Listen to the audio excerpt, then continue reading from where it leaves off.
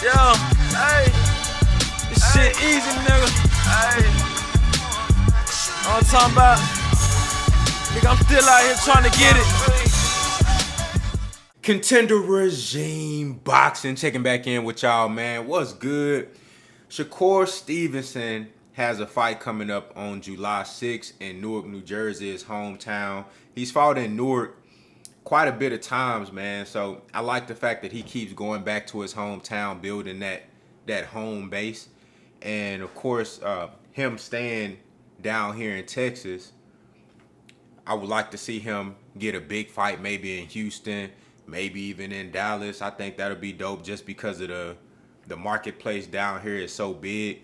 So I love the fact that he's building that foundation first. That's good. He will be fighting Artem Artatuyan, the same guy that Frank Martin fought in his last fight before the Tank Davis fight. This guy is a bronze medalist. We know that Shakur Stevenson himself is a silver medalist. So we got two Olympic medalists in this fight, two very skilled guys. Artem put up a really good fight versus Frank Martin. Some even thought that, he did enough to get a draw or, dare I say, win the fight.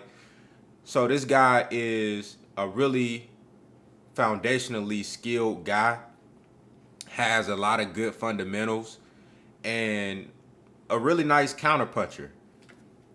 Smart, know how to use the ring, got nice size on him for 135. So this is a good opponent for Shakur to number one, get up for and take serious, because you can't go in there and play with this dude. He is formidable. And it's a guy that will allow Shakur to show off his skills, to really go out there and let everybody know show everybody what he's been working on. Let everybody know that, hey, that last performance versus Edwin De Los Santos was a fluke, and that, he's back to make a statement. And I think this is the perfect opponent because Artem is a really good fighter, but he's not on the elite level. He's not a champion. He's not a guy that has made a huge name for himself. So I think that's going to give Shakur some confidence, like, okay, I'm above this guy. I should beat this guy, but at the same time, I still got to take him serious and get up for him. The undercard is going to be really dope, too, just as far as the guys that's on the undercard. Of course, you got Keyshawn Davis, you got Oshaki Foster. So, it's going to be good to see those guys. But Shakur Stevenson is fighting for more than just a win on July 6th. What do I mean by that? Well, this is supposedly his last fight under the top-ranked ESPN current contract that he has with those guys. And it's essentially an audition for him to get a bigger bag and a better situation on the next go-around. I heard Eddie Hearn talk about possibly signing him to Matchroom.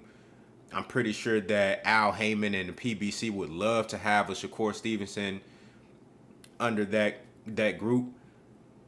I think any promoter, any promotional outfit or a TV network, what have you, I think any of those guys would love to have a fighter like Shakur Stevenson in their stable. Again, we're talking about a silver medalist, a guy who is immensely skilled, one of the most pound for pound, one of the most skilled boxers in the sport, can really do it all, and has showed you a complete package over the course of his career this far. We're talking about a multi-divisional champion, and I think, he has the ability to be a pound for pound number one type of guy, but you gotta fight the fights. You gotta beat the guys in order to claim that crown. So I think anybody would love to have Shakur Stevenson in their stable, and this is a chance for Shakur to show everybody, okay, look, this is what I'm bringing to the table. That last fight I had, I had an injury. He said he had an injury, and that really wasn't the best Shakur Stevenson. I don't think this solves his issue in terms of fighting guys with great power, because although Artem can punch a little bit, he's not considered a knockout artist or a power puncher. And people believe that Shakur Stevenson has issues with guys who have a lot of power, because when he fought Nakatila, when he fought Edwin De Los Santos, he kind of changed up his whole approach because these guys had power now. To Shakur defense, he said he had an injury in his last fight. So this don't really solve that. We still have to see him versus a guy with a lot of power so we can see, okay, does your approach change? Are you still gonna be Shakur when you fight against guys who are capable of knocking you out? Are you gonna allow that to deter you from your game plan and make you fight super defensive and not give no offense? You feel me? But even though this fight don't solve that, it does give him a platform and a canvas to paint a picture, to put on a great performance, to let everybody know, the potential promoters, hey, look, this is what I'm bringing to the table. Also for the fans, I can still put on a great performance like you seen versus Jamel Herring. I think his best performance, his best career performance, like you saw versus Oscar Valdez, another really good performance versus a top flight guy in that division at the time who was coming off of a great win versus Michelle Burchelt. I think that's his first name. Y'all know who I'm talking about, Burchelt. That a fantastic knockout Valdez got over him. And, Shakur went in there and made Valdez look like he didn't belong in a ring with him. You feel what I'm saying? So this is an opportunity for that. It's an opportunity to get the fans back on your side, right? And also, it gives you a chance to stack your name up a little bit more to get in that Tank Davis hat, because Shakur Stevenson is currently the WBC champion. He wants to be unified again. He's been unified before. He wants to be unified. He wants to be undisputed. He wants to fight the best, right? So Tank Davis is the WBA champion, and the money man in that division. Possibly the biggest name in the sport of boxing right now. And Shakur Stevenson wants that fight. He's been openly vocal about wanting that fight.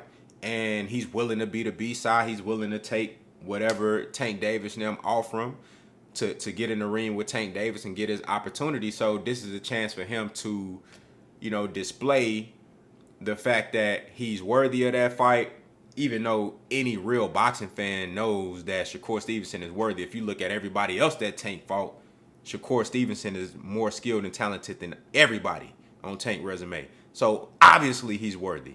You know what I'm saying? Well, they can't say, he don't sell nothing and he don't do, because none of the other guys that Tank fought was selling shit either, outside of Ryan Garcia, right? So he's definitely worthy of the fight, but he has to put that shit in their face and make them see that. You feel me? So he can get that opportunity. Tank Davis is likely to fight a Lomachenko next. That's what I've been hearing, which is a great fight in and of itself. Who in Loma also a champion, so that's the unification.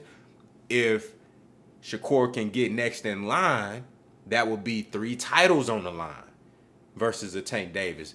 Getting him closer to that undisputed, and then everything, fighting Tank Davis, everything is on the line, right?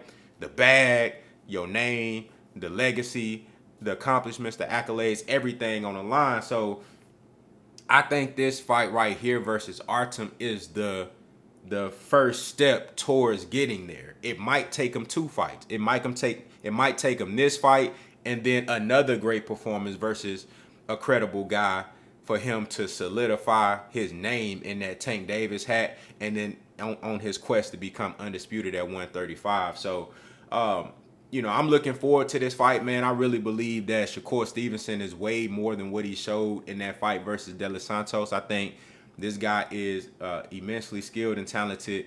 And though I think Tank Davis beats everybody under 147 right now, I think if anybody, from a defensive perspective, if anybody can avoid getting knocked out and going 12 just based off pure defense, I think it'll be Shakur Stevenson. And I think, he can put enough offense together to make it competitive and then still make it to the card. So, but he gonna have to show us that he's sharper than he's ever been, and he gonna have to put on those performances, whether it be just this one fight versus Artem or it'd be another fight. I think it might take 2 fights for him to get to where he's trying to go. So y'all let me know what y'all think down in the comments, man. What do y'all think about the matchup between Shakur and Artem on July 6th and everything that Shakur is fighting for outside of just the win, man? Y'all let me know what y'all think, man. Contender Regime Boxing. I'll holler at y'all boys, man.